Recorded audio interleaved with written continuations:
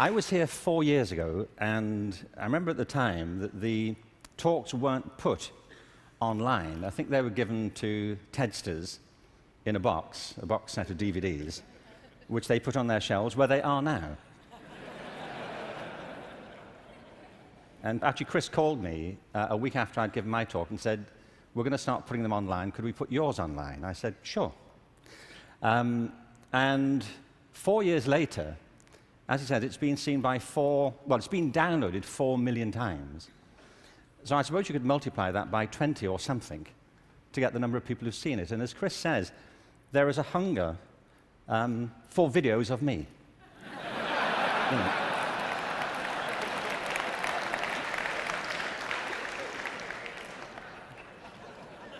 Don't you feel?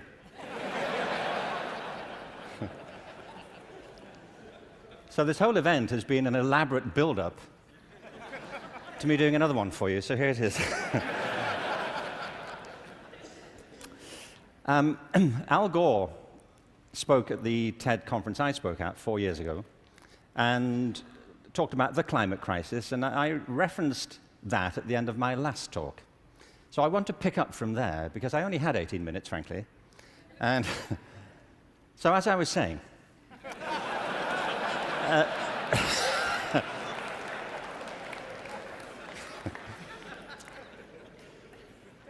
you see, he's right. I mean, there is a major climate crisis, obviously, and I think if people don't believe it, they should get out more.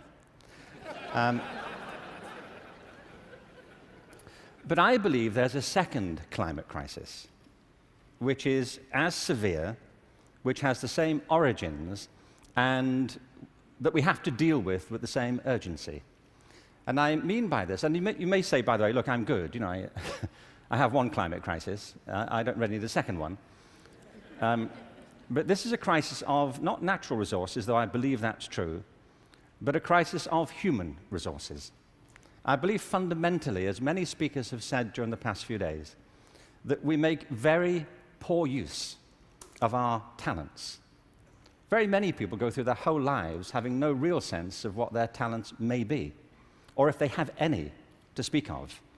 I meet all kinds of people who don't think they're really good at anything.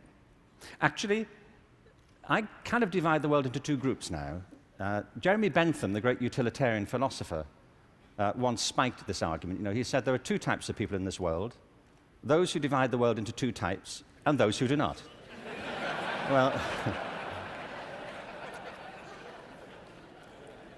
well, I do. And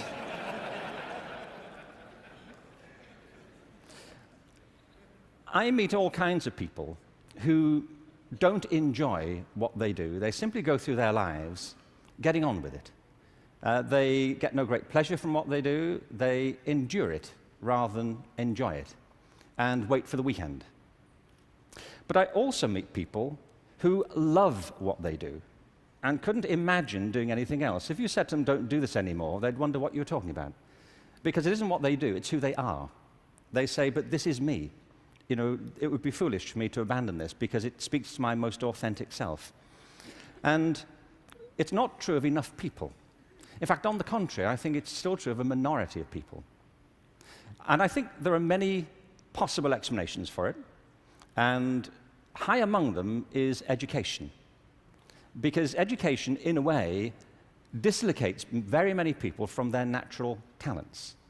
And human resources are like natural resources. They're often buried deep. You have to go looking for them. They're not just lying around on the surface. You have to create the circumstances where they show themselves. And you might imagine education would be the way that happens, but too often it's not. Every education system in the world is being reformed at the moment, and it's not enough. Reform is no use anymore, because that's simply improving a broken model. What we need, and the word's been used many times during the course of the past few days, is not evolution, but a revolution in education. This has to be transformed into something else.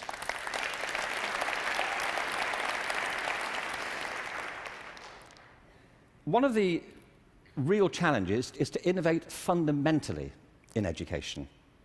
Innovation is hard because it means doing something that people don't find very easy for the most part. It means challenging what we take for granted, things that we think are obvious. The great problem for reform or transformation is the tyranny of common sense. Things that people think, well, they can't be done any other way because that's the way it's done. I came across a great quote recently from Abraham Lincoln, who I thought you'd be pleased to have quoted at this point. He said this in December 1862 to the second annual meeting of Congress. I ought to explain that I have no idea what was happening at the time. We don't teach American history in Britain. We suppress it. You know, this is our policy, so... So no doubt something fascinating was happening in December 1862, which the Americans among us will be aware of. But he said this: the dogmas of the quiet past are inadequate to the stormy present. The occasion is piled high with difficulty, and we must rise with the occasion. I love that. Not rise to it, rise with it. As our case is new, so we must think anew and act anew. We must disenthrall ourselves, and then we shall save our country. I love that word, disenthrall. You know what he means? That there are ideas that all of us are enthralled to, which we simply take for granted as the natural order of things, the way things are. And many of our ideas have been formed not to meet the circumstances of this century, but to cope with the circumstances of previous centuries. But our minds are still hypnotized by them, and we have to disenthrall ourselves of some of them. Now, doing this is easier said than done. It's very hard to know, by the way, what it is you take for granted. And the reason is that you take it for granted.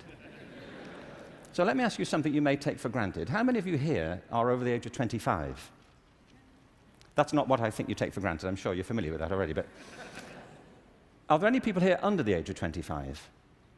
Great. Now, those over 25, could you put your hands up if you're wearing a wristwatch? Now, that's a great deal of us, isn't it? Ask a room full of teenagers the same thing. Teenagers do not wear wristwatches. I don't mean they can't or they're not allowed to. They just often choose not to. And the reason is, you see, that we were brought up in a pre-digital culture, those of us over 25, and so for us, if you want to know the time, you have to wear something to tell it.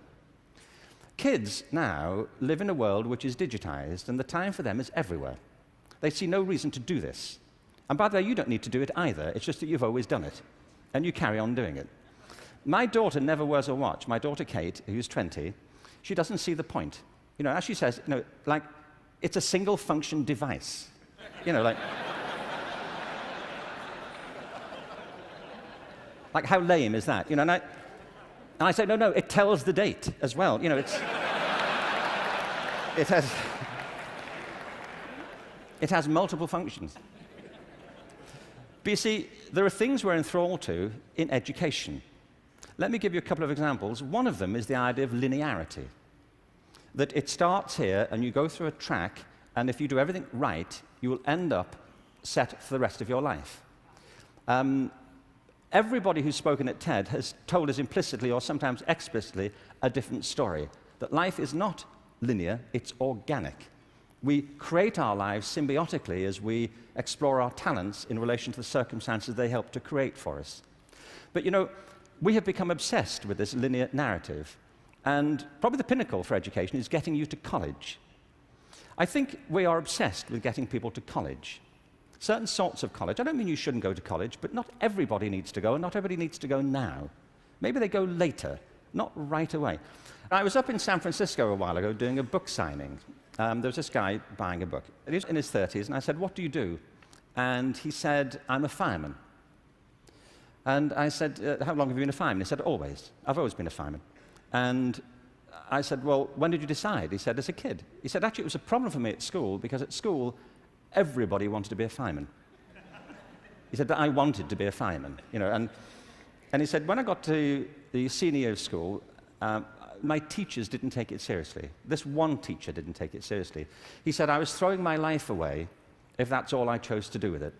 that I should go to college, I should become a professional person, I had great potential, and I was wasting my talent to do that.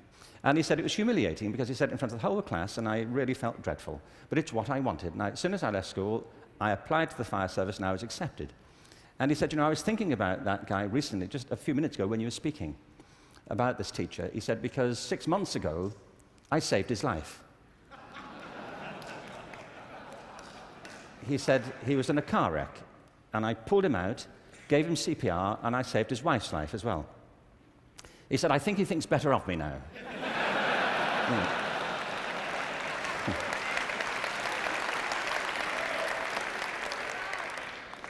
You know what I mean? Human communities depend upon a diversity of talent, not a singular conception of ability. And at the heart of our challenges, at the heart of the challenge is to reconstitute our sense of ability and of intelligence. This linearity thing is a problem. When I arrived in LA about 9 years ago, I came across a policy statement, very well intentioned, which said college begins in kindergarten. No, it doesn't.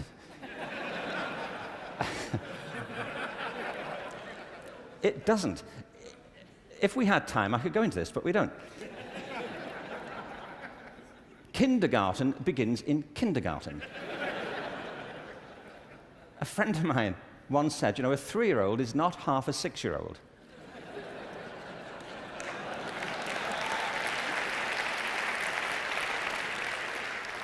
They're 3. But as we just heard in this last session, there's such competition now to get into kindergarten, to get to the right kindergarten, that people are being interviewed for it at 3. Kids sitting in front of unimpressed panels, with their resumes. Flicking through it, saying, what, this is it?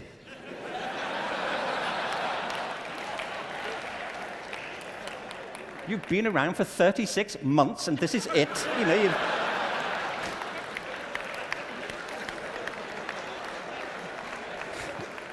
You've achieved nothing. Spent the first 6 months breastfeeding, what I can say.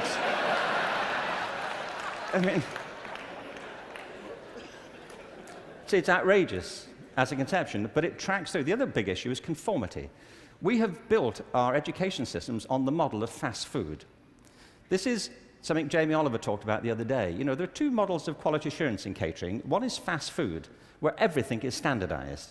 The other are things like Zagat and Michelin restaurants, where everything is not standardized. They're customized to local circumstances.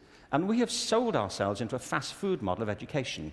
And it's impoverishing our spirits and our energies as much as fast food is depleting our physical bodies.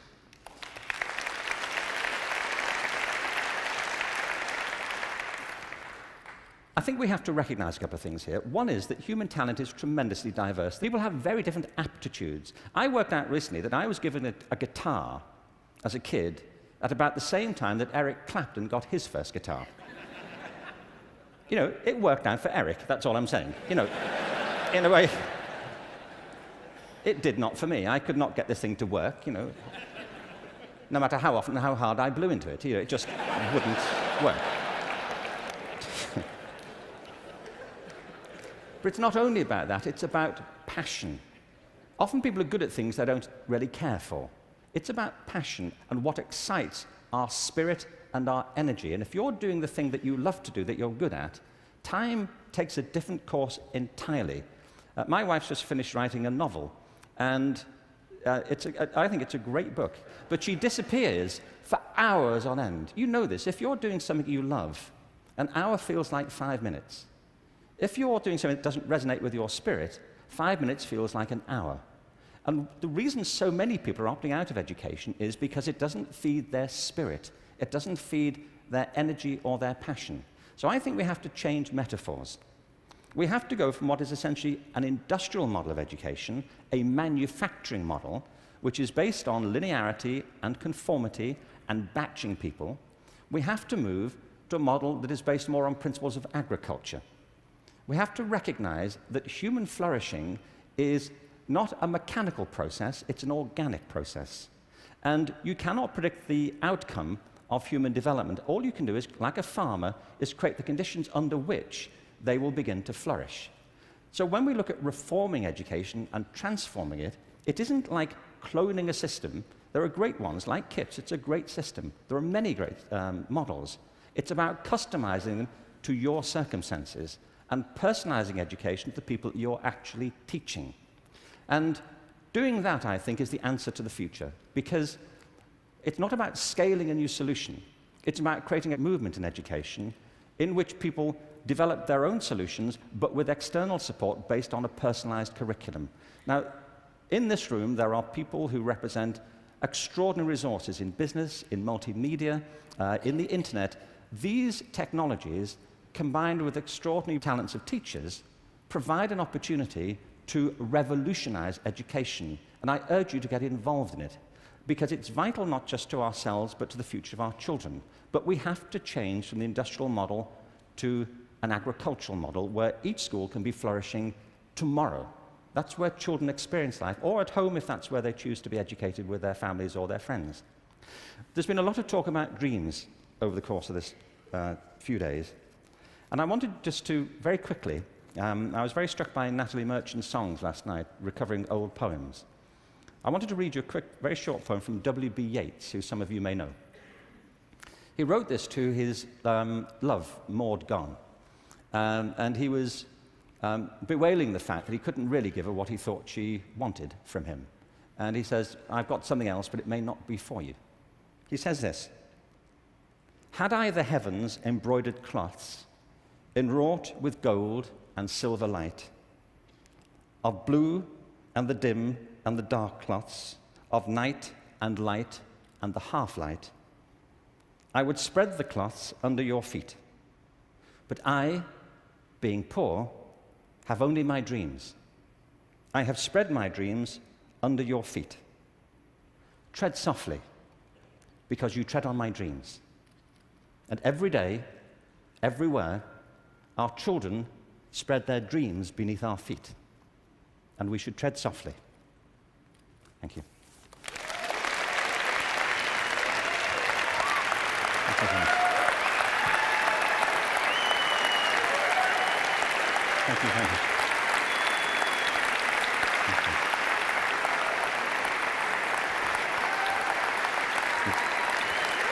Thank you very much.